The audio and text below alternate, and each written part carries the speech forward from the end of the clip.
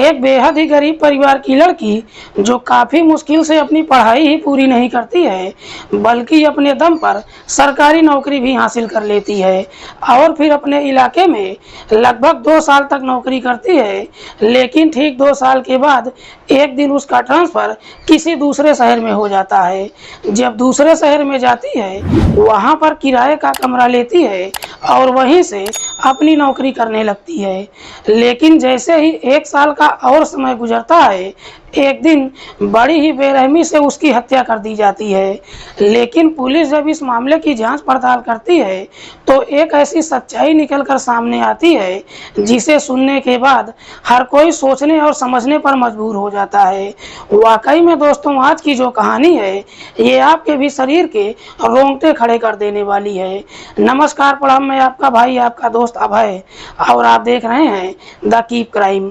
दोस्तों, आज की जो सच्ची कहानी मैं आपको सुनाने जा रहा हूँ, ये सच्ची कहानी है मध्य प्रदेश की राजधानी भोपाल शहर की। भोपाल का एक इलाका पड़ता है मंडी द्वीप, और इसी मंडी द्वीप की रहने वाली वंदना कुमारी। वंदना के परिवार में उसके माता पिता के अलावा 2 बड़ी बहनें हैं, जिनमें से एक का नाम है मीनल, दूसरी का नाम है सुनंदा। दोनों की शादी भी हो चुकी है। वंदना भी जब अपनी जवानी की दहलीज पर कदम रखती है, उसके बाद वंदना अपना स्ट्रगल करना शुरू कर देती है। लगभग 32 साल की उम्र की पड़ाव पर पहुंच जाती है और फिर उसको अपने इलाके के एक सरकारी हॉस्पिटल में एनएम की नौकरी मिल जाती है। उसके बाद वंदना अपने घर से ही अपनी नौकरी करने लगती है। लेकिन जैसे ही 2 साल का समय गुजरता है, 2 साल के बाद वंदना का ट्रांसफ़र सीहोर जिले के आष्ठा इलाके में हो जाता है। उसके बाद वंदना आष्ठा इलाके में जाती है और वहीं पर किराए का एक कमरा लेकर अपनी नौकरी करने लगती है। लगभग 1 साल का और समय गुजर जाता है। इस दौरान वंदना अपने माता पिता के अलावा अपनी दोनों बहनों से भी बातचीत करती रहती है। बात कर रहा हूँ मैं 31 जनवरी 2024 की सुबह की। दरअसल वंदना हर रोज की तरह अपनी नौकरी पर तो जाती है, लेकिन दोपहर के बाद उसका मोबाइल स्विच ऑफ हो जाता है। इसीलिए उसके माता पिता के अलावा उसकी दोनों बहनें भी कई बार वंदना के नंबर पर फ़ोन करती हैं, लेकिन देर शाम तक भी जब वंदना का मोबाइल ऑन नहीं होता है, वंदना की दोनों बहनें आष्ठा थाने में पहुंच जाती हैं और अपनी बहन की गुमशुदगी की रिपोर्ट दर्ज करवा देती हैं। पुलिस जब गुमशुदगी का रिपोर्ट दर्ज करती है, उसके बाद पुलिस भी वंदना की हर जगहों पर तलाश करती है। पूरी रात गुजर जाती है, बावजूद इसके वंदना का कहीं कुछ पता नहीं चलता है। आखिरकार अगले दिन 1 फरवरी 2024 को इधर शाजापुर जिले के अंतर्गत एक गांव आता है बेरंदा, और इसी बेरंदा गांव का रहने वाला एक किसान है जगदीश पाटीदार। दरअसल जगदीश के खेत में लोगों को एक जली हुई डेड बॉडी दिखाई देती है। लोग जैसे ही इस जली हुई डेड बॉडी को देखते हैं, तुरंत ही इस बात की जानकारी पुलिस को दे देते हैं। इधर पुलिस को जैसे ही सूचना मिलती है, पुलिस अपनी टीम के साथ घटनास्थल पर पहुंचती है। सबसे पहले डेड बॉडी को चेक करती है। दरअसल वो डेड बॉडी पूरी तरह से जल चुका था। पुलिस जब डेड बॉडी को चेक करती है, उसके पैरों से एक बिछिया और हाथ में कुछ चूड़ियां मिलती है, जिसे देखकर पुलिस अंदाजा लगाती है कि शायद मरने वाली एक महिला है। पुलिस जब घटनास्थल का मुआयना करती है, तो वहां पर पुलिस को कुछ पेपर भी बरामद होता है, जिस पर आष्ठा थाने के अंतर्गत सरकारी हॉस्पिटल का नाम लिखा हुआ था। पुलिस को घटनास्थल पर जो कुछ भी बरामद होता है, सबूत के तौर पर उसे अपने कब्जे में लेती है और फिर डेड बॉडी के बारे में वहां पर मौजूद लोगों से पूछताछ करती है। गांव के लोग कहते हैं कि साहब, हम इस महिला को तो नहीं जानते हैं, लेकिन कल देर रात हमारे गांव में एक मारुति वैन दिखाई दिया था। पुलिस उस महिला की डेड बॉडी के बारे में पता लगाने के लिए आष्ठा थाने में जाती है और जाकर वो सारा सामान दिखाती है और फिर आष्ठा थाने की पुलिस से पूछताछ करती है।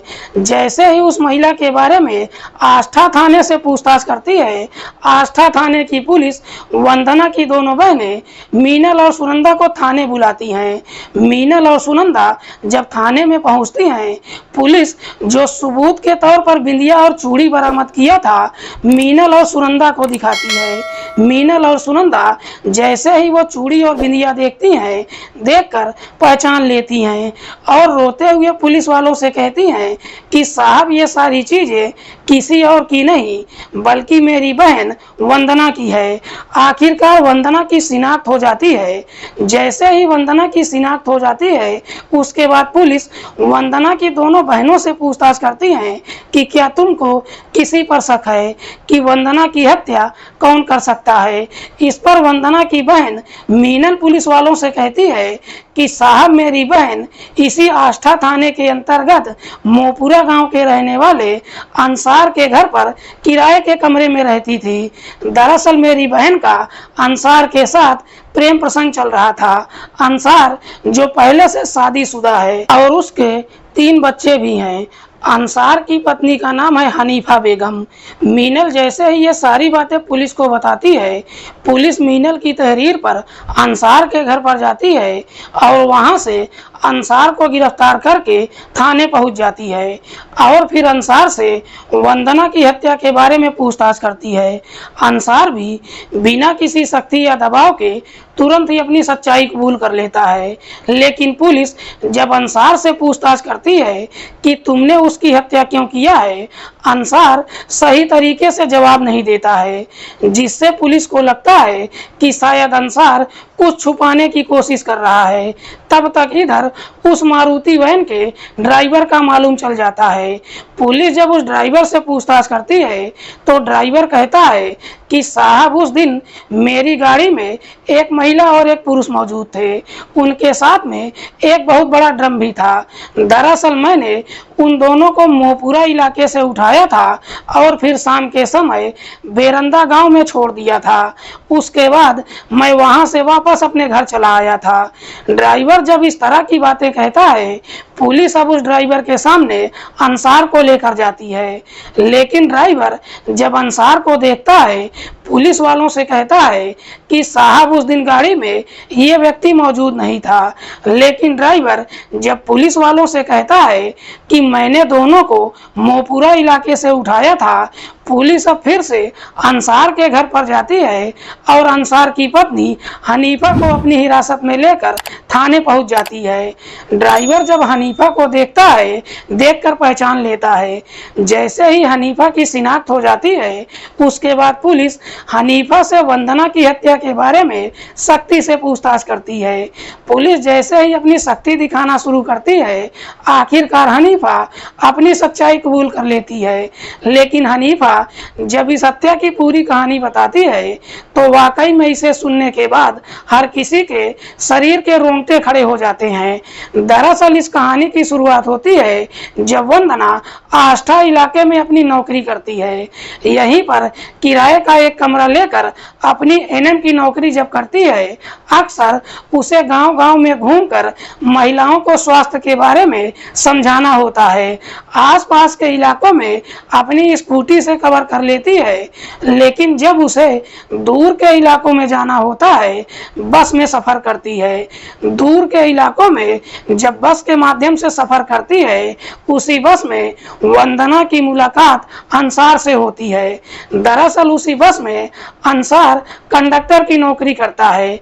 जब बार बार बस के द्वारा सफर करना शुरू करती है, इधर अंसार और वंदना की मुलाकात होने लगती है। दोनों के बीच में जान पहचान हो जाती है। उसके बाद अंसार वंदना की काफी आवभगत भी करता है। दरअसल अंसार पहले से ही वंदना के लिए एक सीट खाली करके ही नहीं रखता है, बल्कि वंदना जब भी बस में आती है उसके लिए खाने पीने का इंतजाम भी कर देता है। जैसे ही कुछ दिन का समय गुजरता है, वंदना और अंसार के बीच में अच्छी दोस्ती हो जाती है। लेकिन जैसे ही दोस्ती हो जाती है, अंसार अपने बारे में वंदना से सब कुछ बता देता है कि मैं शादीशुदा ही नहीं हूँ, बल्कि मेरे 3 बच्चे भी हैं।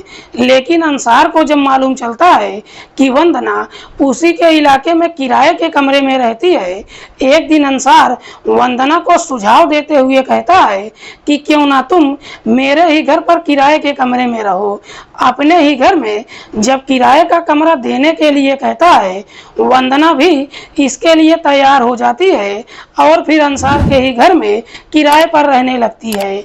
जब उसके घर पर रहने लगती है और जब कुछ दिन का समय गुजरता है, आखिरकार इन दोनों की दोस्ती प्यार में बदल जाती है। लेकिन दोनों के बीच में जैसे ही प्रेम प्रसंग शुरू होता है, आखिरकार वो समय भी आता है जब एक दिन अंसार के घर के अंदर ही दोनों के बीच में अवैध संबंध भी बन जाता है। लेकिन दोनों के बीच में जैसे ही इस तरह का रिश्ता कायम होता है, अंसार काफी डर जाता है। अंसार को अब डर सताने लगता है कि एक न एक दिन इस बारे में उसकी पत्नी और बच्चों को जरूर मालूम चल जाएगा। इधर अंसार को लगता है कि शायद वंदना उसके साथ केवल टाइम पास कर रही है। जैसे ही उसका ट्रांसफर हो जाएगा, वंदना यहाँ से चली जाएगी। इसीलिए अंसार जाकर अपनी पत्नी से सारी सच्चाई बता देता है। दरअसल अंसार अपनी पत्नी से झूठ बोलता है कि मेरे और वंदना के बीच में प्रेम प्रसंग चल रहा है और वंदना कुछ दिन तक यहाँ रहेगी, लेकिन जब तक यहाँ पर रहेगी मेरे साथ संबंध बनाना चाहती है। बदले में वो अपनी सारी कमाई हमको देने के लिए तैयार है। जैसे ही पैसों का लालच देता है, हनीफा भी पैसों के लालच में आ जाती है, क्योंकि अंसार जितना पैसा कमा रहा था उससे उसके घर का खर्च तो चल रहा था, लेकिन हनीफा के शौक पूरे नहीं हो रहे थे। इसीलिए हनीफा भी पैसों के लालच में आ जाती है और अपने पति को इजाजत दे देती है।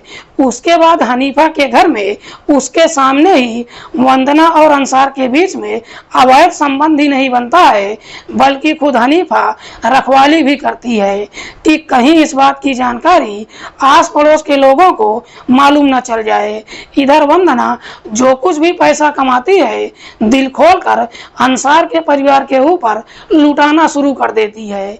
लेकिन जैसे ही कुछ महीने का समय गुजरता है, वंदना को लगता है कि वो अपना सब कुछ अंसार के ऊपर लुटा तो चुकी है, लेकिन बदले में उसको क्या मिला, क्योंकि उसका अंसार के ऊपर कोई हक भी नहीं बनता है।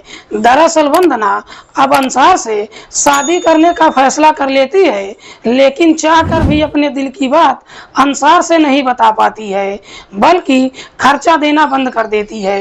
लेकिन जैसे ही पैसे देना बंद कर देती है, उसके बाद वंदना और हनीफा के बीच में झगड़ा तकरार शुरू हो जाता है।